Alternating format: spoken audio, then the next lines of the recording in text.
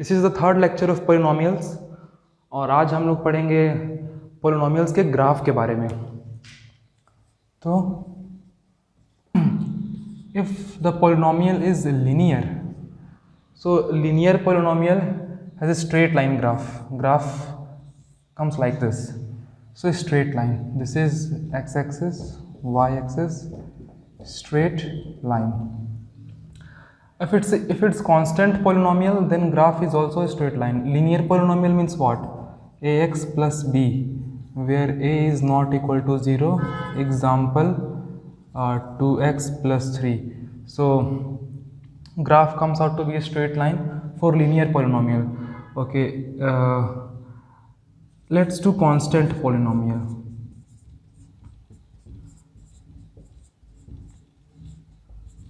For constant polynomials, graph is also a straight line.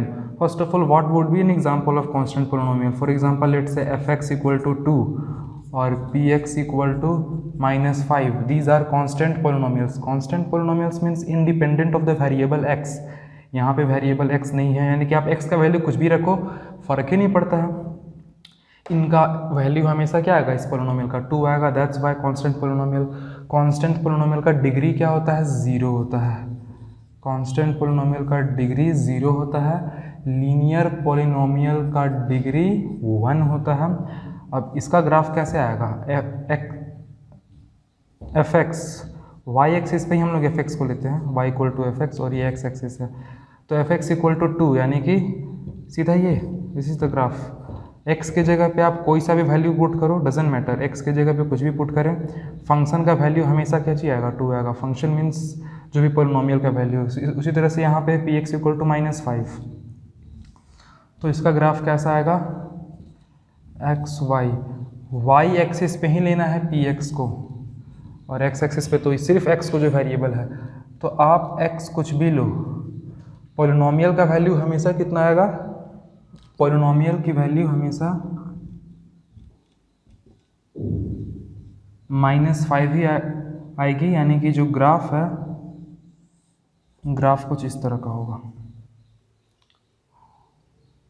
px equal to -5।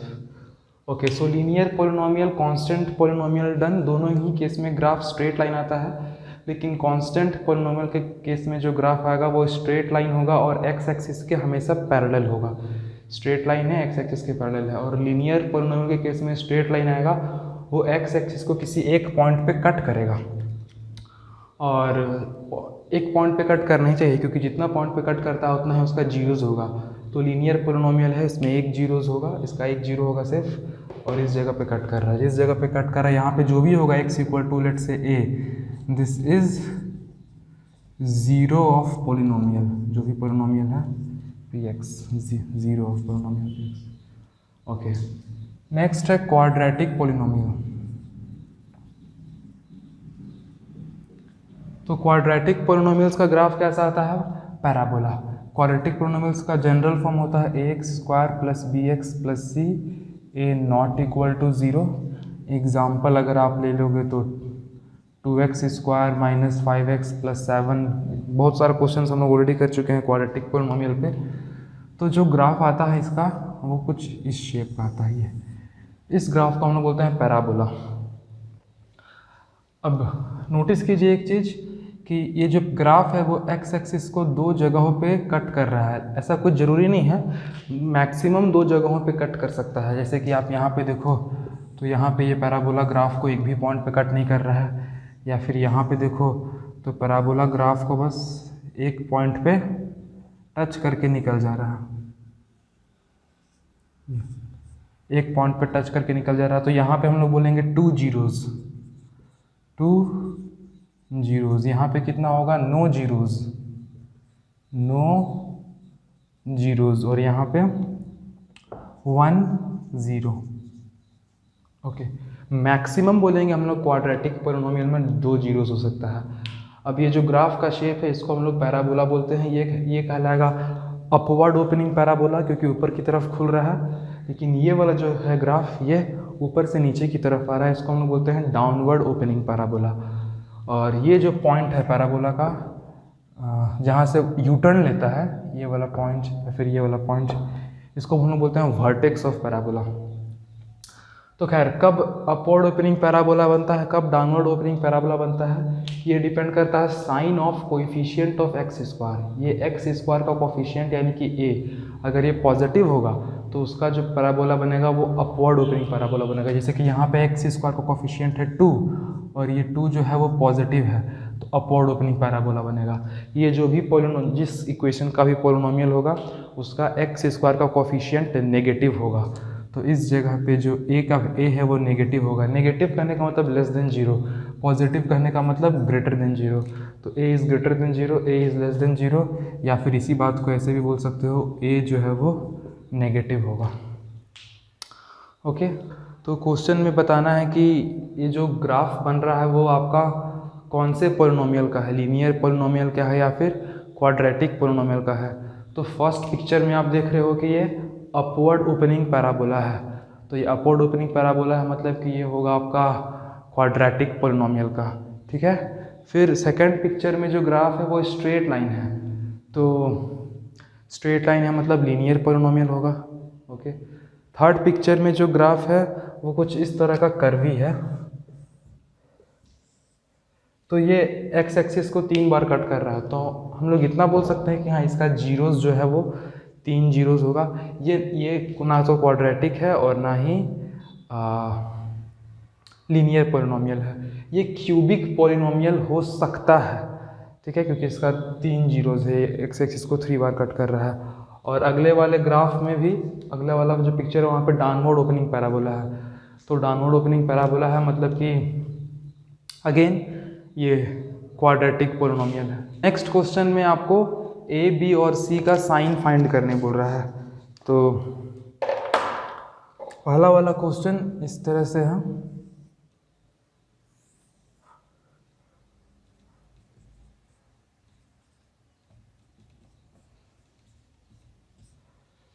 अब बोलोगे आप ये -b/2 है और -d/4 क्या लिखा हुआ है।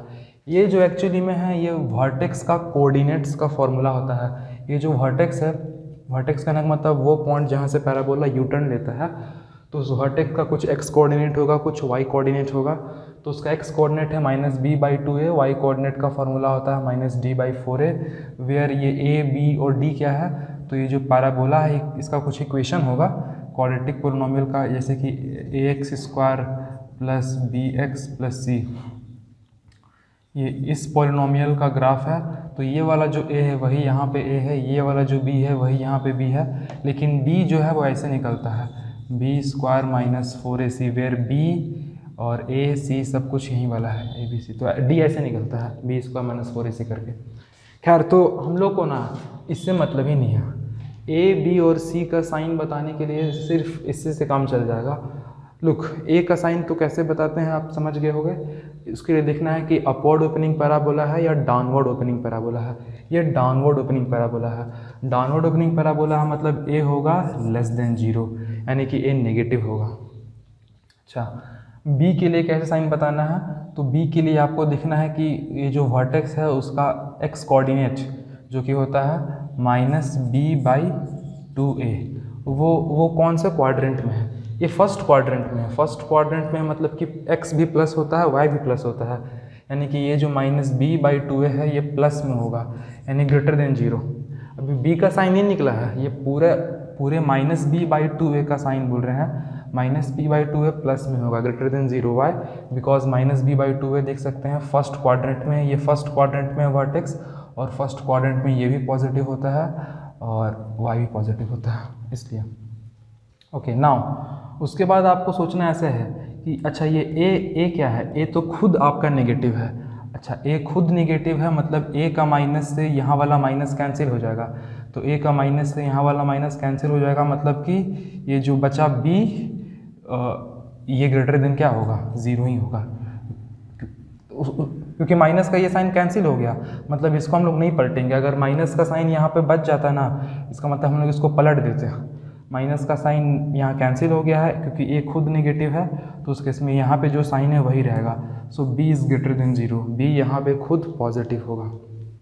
अच्छा, और c कैसे पता करते हैं, सी के लिए आपको देखना है ये जो पैराबोला है वो वाई एक्सिस को कहाँ पे कट कर रहा है। This is why axis, this is x axis.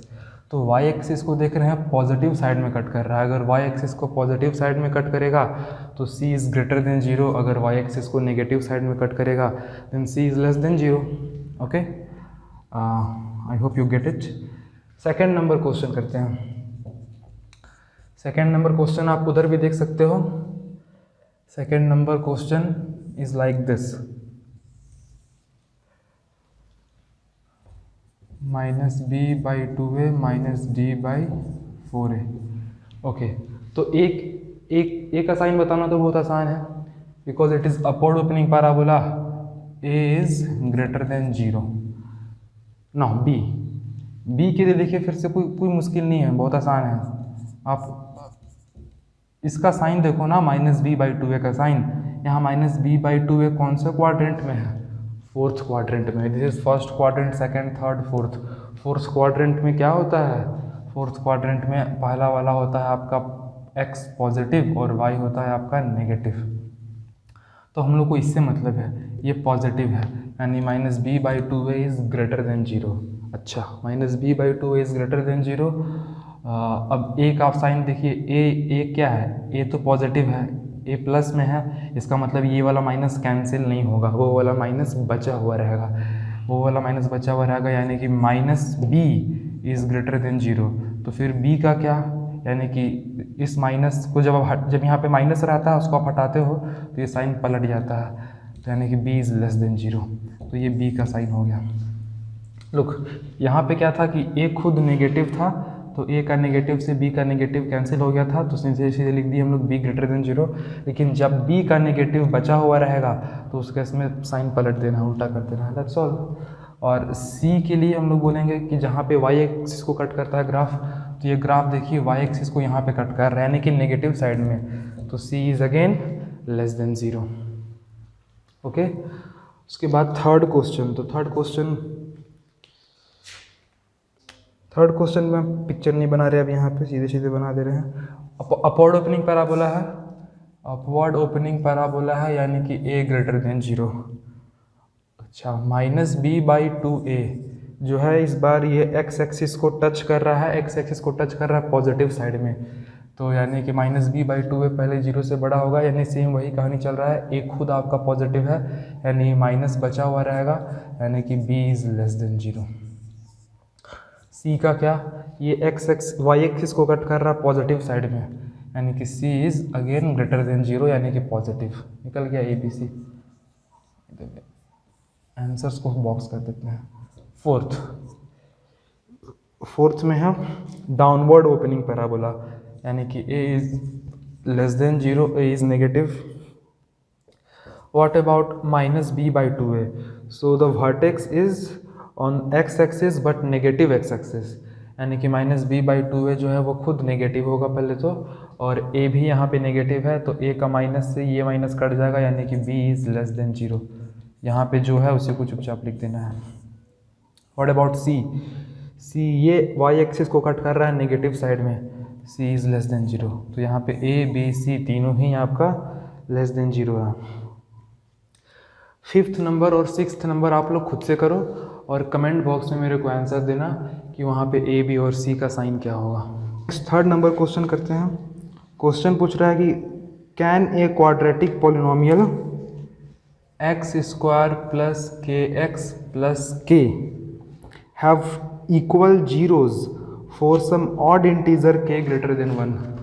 तो पूछ रहा है कि क्या इसका जीरोज इक्वल हो सकता है। जीरोज इक्वल करने का मतलब क्या? दो जीरोज होता है अल्फ़ा और बीटा, और दोनों सेम हो गया, तो जब दोनों सेम हो गया इसका मतलब कि हम जीरोज को लिखेंगे अल्फ़ा और दूसरे जीरो को भी क्या लिखेंगे? अल्फ़ा, क्योंकि दोनों सेम है। और के का वैल्यू पूछ रहा है कि क्या के का ऐसा कोई वैल्यू पॉसिबल है जो 1 से बड़ा हो और साथ ही साथ ऑड हो, जिससे कि दोनों जीरोस बराबर हो जाए। चलिए दोनों जीरोस को बराबर करके चेक करते हैं कि के लिए कंडीशन क्या आ रहा है। तो हम लोग को पता है सम ऑफ जीरोज यानी कि alpha plus alpha equal to होता है माइनस बी बाई ए। तो व्हाट इज़ माइनस बी क्या है? एक्स का जो कोफिशिएंट होता है उसी को बी बोलते हैं, यानी के, और ए का वैल्यू है आपका 1। So 2 alpha equal to minus k. अच्छा, product of zeros means alpha into alpha equal to होता है सी बाई ए। सी यहाँ पे है के और ए यहाँ पे है अगेन 1, तो alpha into alpha means alpha square का वैल्यू आ गया है के। अच्छा, तो यहाँ से अल्फ़ा का वैल्यू निकाल के वहाँ पुट कर देते हैं ना, अल्फ़ा इक्वल टू आ जाएगा माइनस के बाई 2, तो माइनस के बाई 2 का स्क्वायर इक्वल टू के, तो माइनस के का स्क्वायर हो जाएगा प्लस के स्क्वायर, नीचे में 2 का स्क्वायर हो जाएगा 4, जो कि उधर जाकर मल्टीप्लाई होकर हो जाएगा 4k। इधर आ जाइए, के square minus 4k equal to 0, के कॉमन ले लेंगे तो के माइनस 4 इक्वल टू 0, मतलब के का वैल्यू या तो 0 आएगा या फिर के का वैल्यू 4 आएगा। इसको 0 के बराबर करोगे तो के 4, इसको 0 के बराबर करोगे तो के इक्वल टू 0। इसका मतलब कि के 1 से के का 2 वैल्यू ऐसा पॉसिबल है जिसके लिए कि इसका दोनों जीरो सेम हो, लेकिन एक तो पहले 1 से छोटा है, क्वेश्चन में आपसे पूछ रहा है ग्रेटर देन 1, और दूसरा जो है वो 1 से बड़ा है भी तो वो इवन है। क्वेश्चन में पूछ रहा है कि क्या ऐसा कोई ऑड इंटीजर हो सकता है, तो इसका आंसर हो जाएगा आपका नो। ठीक है। Question number 4 says given the root 2 is 0 of a cubic polynomial, find its other 2 zeros। So you are given a cubic polynomial. Question number 4 I am doing 6x cube plus root 2x square minus 10x minus 4 root 2, and it's given that root 2 is a 0 and we need to find other 2 zeros, other 2 zeros equal to question mark. Okay, so if root 2 is a 0 of this polynomial, that means आप root 2 को लिखो, उसके आगे जो भी sign है उसको change कर देना है, साइन यहाँ प्लस में है तो इसको हम बना देंगे नेगेटिव और आगे लगा देंगे x, क्योंकि वेरिएबल यहाँ पे x है, तो x minus root 2 is a factor of जो भी पोलिनोमियल गिवन है, फैक्टर ऑफ गिवन पोलिनोमियल। तो इसका मतलब इससे इसको डिवाइड कर देंगे हम लोग, डिवाइड करने से रिमाइंडर 0 आ जाना चाहिए, पूरा पूरा डिविजिबल होना चाहिए। Let's see, plus root 2x square minus 10x minus 4 root 2। ओके, तो पहले किससे लेके जाएंगे हम लोग, 6x स्क्वायर से, x इंटू 6x स्क्वायर हो जाएगा 6x क्यूब और minus root 2 into 6x square हो जाएगा minus 6 root 2x square. Sign change करेंगे नेगेटिव पॉजिटिव, ये कैंसिल हो गया। अच्छा, 6 रूट 2 और यहाँ पे सिर्फ रूट 2, तो दोनों ऐड होके हो जाएगा 7 root 2x square minus 10x minus 4 root 2। अब किससे लेके जाएंगे, तो प्लस 7 रूट 2x से, क्यों, क्योंकि x इंटू 7 रूट 2 हो जाएगा 7 रूट 2x स्क्वायर और माइनस रूट 2 इंटू इसको मल्टीप्लाई करेंगे तो रूट 2 इंटू रूट 2 हो जाएगा 2 और फिर 2 7 जा 14, यानी कि माइनस 14x। साइन चेंज करेंगे नेगेटिव पॉजिटिव, ये कैंसिल हो जाएगा, प्लस 14x माइनस 10x यानी कि 4x माइनस 4 रूट 2। अब ऑब्वियस बात है, सिर्फ 4 से लेके जाएंगे तो 4 इंटू एक्स 4x और 4 इंटू माइनस रूट 2 यानी कि माइनस 4 रूट 2, और साइन चेंज करना है, यहाँ पे माइनस हो जाएगा, यहाँ प्लस हो जाएगा, यू कैन सी दोनों ही कैंसिल हो जाके 0 आ जाएगा, जो कि आना ही चाहिए था। ओके, और ये बच गया हमारा क्वोशेंट। उस क्वोशेंट को फैक्टराइज कर देना है और मेरा बाकी का जीरोस निकल जाएगा। तो क्वोशेंट है 6x square plus 7 root 2 plus 4। हाँ जी, मिडिल टर्म स्प्लिट करके फैक्टराइज करना पड़ेगा। 6 इंटू 4 24 हो जाएगा, 24 को फैक्टराइज कीजिए, ये 6x स्क्वायर और प्लस 4 को छोड़ देते हैं हम लोग। 24 को इस तरह से तोड़ना है या कि प्लस या माइनस करने से मेरा 7 रूट 2 आ जाए। अच्छा, तो 2 और 12 में करेंगे तो 12 को 2 को तो ऑब्वियस आप आते तोड़ना होगा √2 करके। इस 12 को एक बार और तोड़ लेते हैं। 4 3 या 4 और 3 काम कर जाएगा, 3 4 जा 12। लुक हाउ, क्योंकि 4 + 3 हो जाएगा 7। और इस 2 को क्यों नहीं काउंट कर रहे हैं हम, क्योंकि इस 2 को √2 × √2 में तोड़ेंगे। लुक एक आप ले लो 4 √2, अच्छा यहाँ पे x भी है, 4 √2x प्लस 3 √2x। चेक करके देखिए, 4 √2 प्लस 3 √2 हो जाएगा 7 √2x। हम लोग ईजिली कॉमन ले सकते हैं, इन दोनों में से कॉमन आ जाएगा 2x, तो यहाँ बच जाएगा 3x प्लस 2 √2। और इन दोनों में से क्या कॉमन आएगा, 3 है, 3 तो कॉमन ले नहीं सकते हैं। √2 है, जी हाँ √2 कॉमन ले सकते हैं। बोलिएगा कैसे, तो यहाँ से पहले √2 निकाल लीजिए तो बचेगा 3x प्लस 4 को आपको सोचना है 2 × 4 को आप सोचो 2 × 2, और एक 2 को वैसे ही छोड़ दो, और दूसरे वाले 2 को आप सोचो √2 × √2। ओके, तो एक √2 बोली निकाल लिए, एक √2 निकाल लिए, तो ये निकाल लिए तो बचा 2 √2।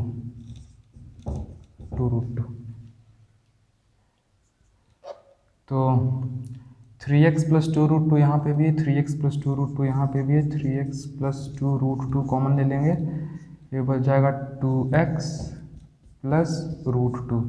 एक बार इसको 0 के बराबर कर दीजिए, 3x + 2 √2 = 0, तो x = -2 √2/3, ये हो गया एक 0। और इसको 0 के बराबर कर दीजिए, यानी कि 2x + √2 = 0, यानी x = हो जाएगा -√2/2। 2 को फिर से √2 × √2 सोच सकते हैं हम लोग, तो कट के हो जाएगा ये -1/√2। तो ये हो गया बाकी के 2 जीरोज़। ओके।